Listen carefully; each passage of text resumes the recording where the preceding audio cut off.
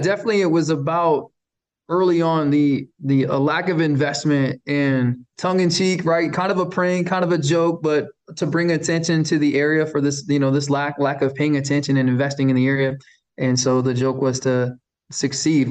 These 16 states are gonna leave from the state of Illinois and found Forgottonia, headquartered right there in little old Fandon, Illinois. If you've ever heard or seen where Fandon is on a map. And Neil Gam was the guy that was just a charismatic, pretty enthusiastic, and everyone we've talked to that had ever known him just loved his sense of humor. And he was one of those probably extroverts, right, where he's energy is just through the roof when he's around people in situations like this.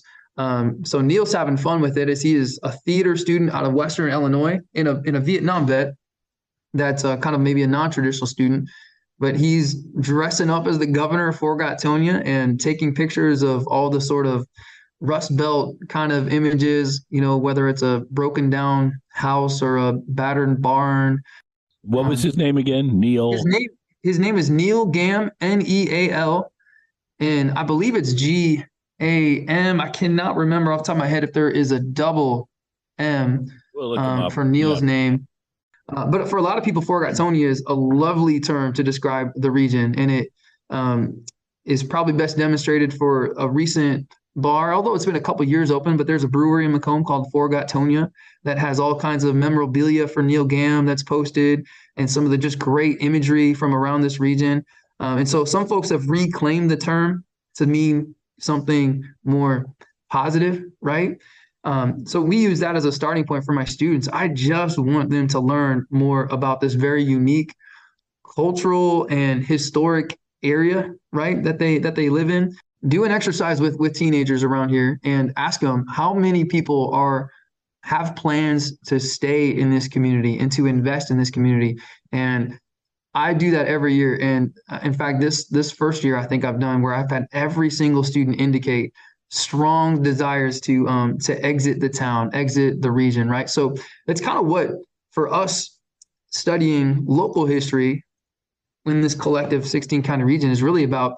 If we want students to stay, we have to get them to first recognize this identity as Forgottonians. And when they do engage that, to be honest with you, I don't have many students because they learn pretty quickly too about this isn't a fun thing to engage in, but about tax distributions and things like this. And we're already struggling when it comes to funds and things that are way out of my element, but it doesn't seem to be a wise decision from anybody that we can talk to that's informed that tells us it's just not a smart decision. So I don't really have a lot of young people signal, yes, we need to leave. This is a good idea. You've got in that area, you mentioned just 16 counties. Give us a taste of what is some of the history or some of the unique things that are there in that part of Western Illinois.